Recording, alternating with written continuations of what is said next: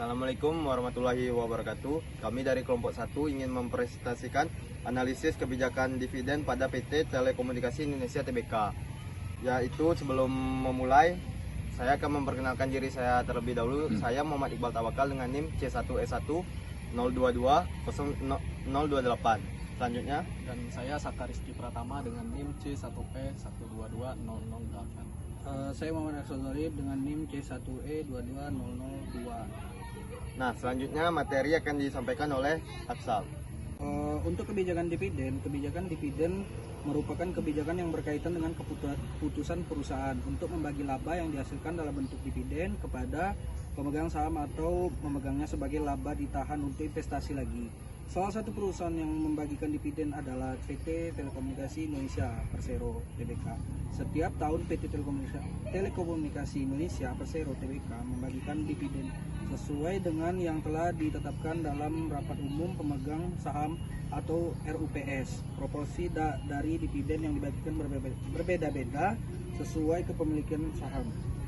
Untuk kebijakan dividen PT Telekomunikasi Indonesia Tbk, yaitu dividen tunai akan dibagikan kepada pemegang saham TLKM setiap tahun dengan rasio pembayaran dividen payout ratio berkisar antara 60% sampai 90% dari laba bersih. Dividen tunai spesial dapat dibagikan kepada pemegang saham TLKM Telkom atas pertimbangan tertentu sebagai pencapaian kerja keuangan yang melebihi target atau untuk keperluan lain disetujui oleh rapat umum pemegang saham tahunan atau RUPST. Pada tahun 2022, Telkom membagikan dividen tunai sebesar 16,6 triliun atau 80% dari laba bersih tahun tersebut. Dividen tersebut terdiri dari dividen tunai sebesar 167,6 per lembar saham dan dividen tunai sebesar 1,4 per lembar saham. Kebijakan dividen Telkom bertujuan untuk memberikan imbal hasil yang optimal bagi para pemegang saham sekaligus untuk menjaga pembunuhan dan berkelanjutan perusahaan. Berikut adalah data dan informasi pembayaran dividen TLKM dari tahun 2014 hingga 2022. Dari data tersebut dapat dilihat bahwa TLKM konsisten membagikan dividen setiap tahun dengan rasio pembayaran dividen yang cukup tinggi.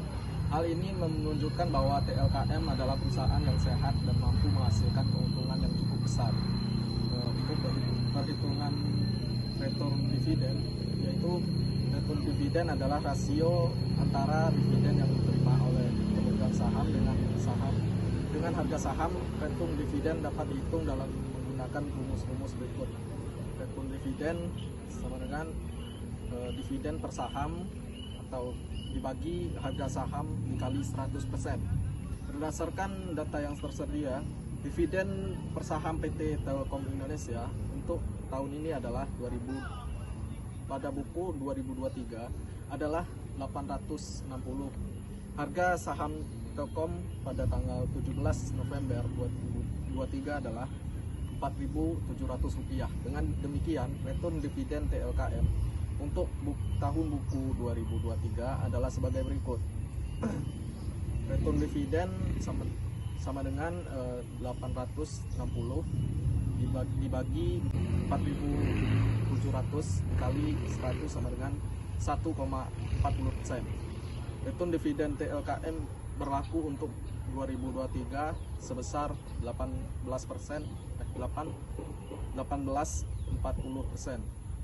Nilai ini lebih tinggi dari return dividen rata-rata industri telekomunikasi yang mencapai 15,2%.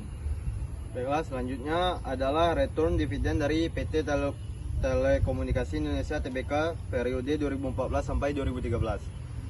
Secara umum, return dividen TLKM cenderung meningkat dari tahun ke tahun.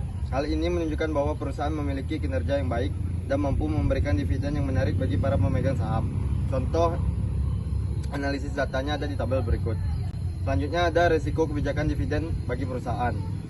Kebijakan dividen juga memiliki beberapa risiko yang harus ditanggung oleh Telkom. Risiko tersebut antara lain, yang pertama, risiko berkurangnya data internal, pembagian dividen yang terlalu besar dan mengurangi dana internal yang dapat digunakan oleh Telkom untuk membiayai investasi dan pengembangan usaha. Selanjutnya ada resiko turunnya harga saham.